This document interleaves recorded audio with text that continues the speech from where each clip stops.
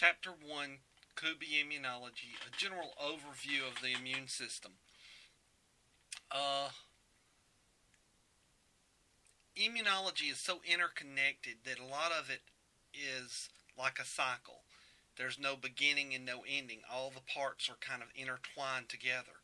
So it's important for you to kind of get an overview of the immune system very quickly, and then you can go back and look at each individual step in that cycle in much more detail, and it makes it easier to understand. So I agree with the overview idea. Now, this book uses certain symbols to represent different parts of cells and different types of cells and protein receptors, etc. And they're all listed in the front of your book. Things like the antigenic peptide is a little round red dot. Then different MHC markers. Class 1 is usually represented with a Y shape with a small comma-shaped thing beside it.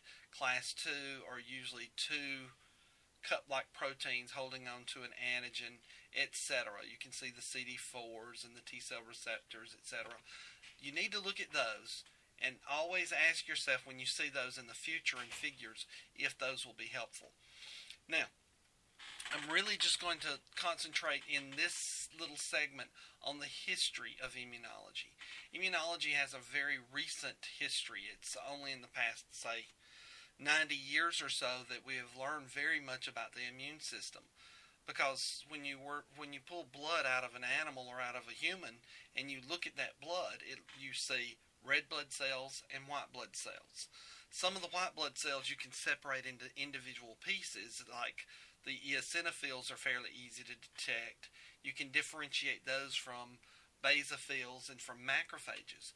But your T and B cells look almost identical under a light microscope. So it required a lot more study and a lot more time to learn details about the immune system. Now, just a brief overview. In the 1700s, there was a phenomenon known as variolation. It started somewhere in maybe Turkey.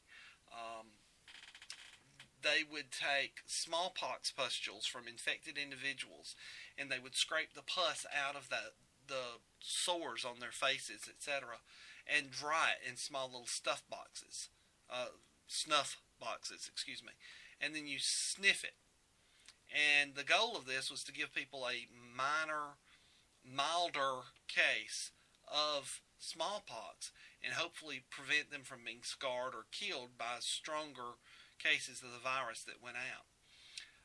That was fairly popular. Lady Montagu went to England after she had been living in the Middle East for a while and brought that back with her. The problem was it could kill you. Sometimes it would give you a mild case, and sometimes it would give you a very heavy case. So when one of the royal family tried this technique and the boy died, the process was outlawed in England. Edward Jenner came along in the late 1700s, I think it was 1798, and he studied cowpox. For some reason, he hung out a lot with milkmaids. The milkmaids were the ladies that would get up in the mornings and milk the cows and feed and take care of the cows. That was their job primarily, was to take care of cows. And for some reason, these milkmaids were the prettiest girls in any village.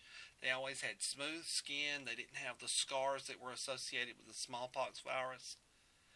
And Edward Jenner, a married man, was hanging out with these women for some reason.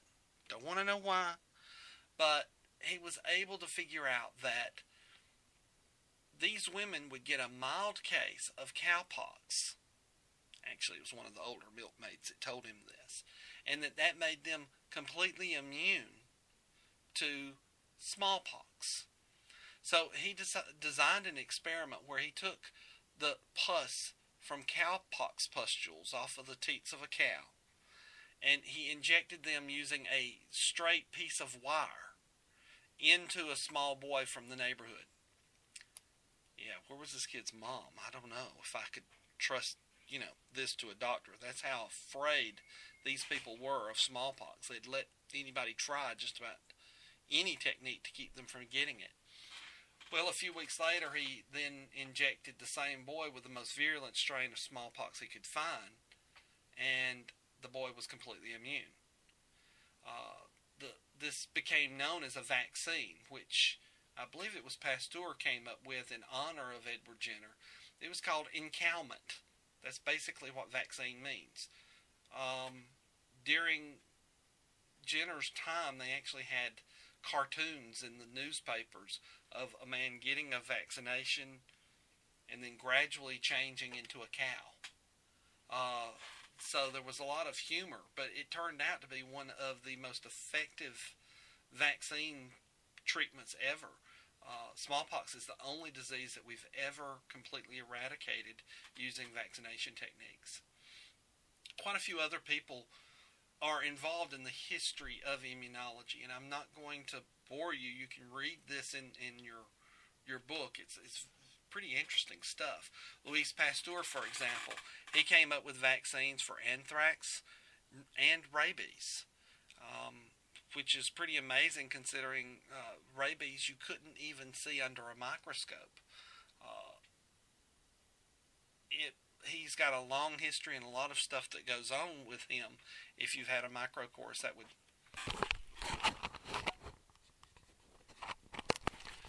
Let me apologize for that. I am sitting in my office recording these, so from time to time there'll be phone calls and people knocking on the door. As I was talking about Louis Pasteur, he had done quite a bit. Rabies and anthrax were the two that he was most famous for. Eli Metchnikoff discovered that certain types of blood cells could eat bacteria. Paul Ehrlich formed a theory of antibody formation, how antibodies actually worked, that was unreal in its accuracy. Dr.